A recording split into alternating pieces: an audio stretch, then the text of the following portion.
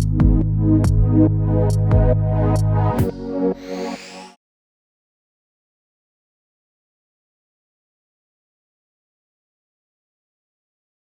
all those communities that are impacted, it estimates about 40 to 60% of small businesses do not recover from a disaster or emergency. That means these businesses are permanently closing and employees are displaced, unemployment, and they have to go find work elsewhere. So this could have a huge impact on a small community. Preparing for an emergency in a large-scale manner like a sporting event has its own unique challenges, especially when you're dealing with a multitude of agencies from the local, state, and federal levels. And then also you're dealing with the sports venue itself, and you got people congregating from across the nation to one city to watch a game. So that provides a unique challenge to not only the local host city, but to any kind of law enforcement, public health, or emergency management official trying to support that event. Today, organizations are fairly prepared for emergencies. They've come a long way since Hurricane Katrina.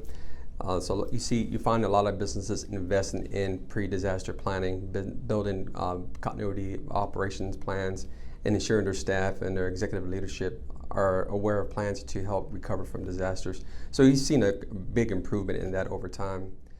Our CohnReznick team is doing a lot of work to help organizations prepare for an emergency.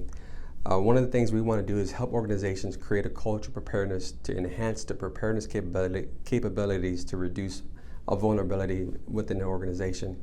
And we do this by doing assessments and developing capabilities so they can capabilities that help the organization continue operations. We help deliver plans.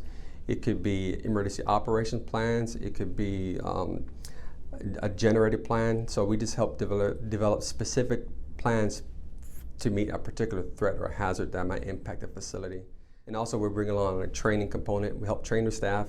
If we help develop a plan, or if they have a plan in place, we could bring some folks in to help train against that plan with their staff, and then eventually do an exercise to validate the plan, ensure everybody's aware of the plan, and they could do some after action and some improvement to the plans as well.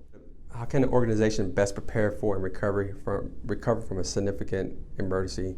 Number one is reduce complexity, keep things simple, ensure your plans and your processes are concise and simple enough that everyone understands it, from your executive leadership to the staff implementing those plans. They have to have a good awareness and a good understanding of how those things are supposed to unfold during an emergency or a disaster. Another thing is you want to invest in pre-positioned contracts or pre-positioned emergency services prior to a disaster.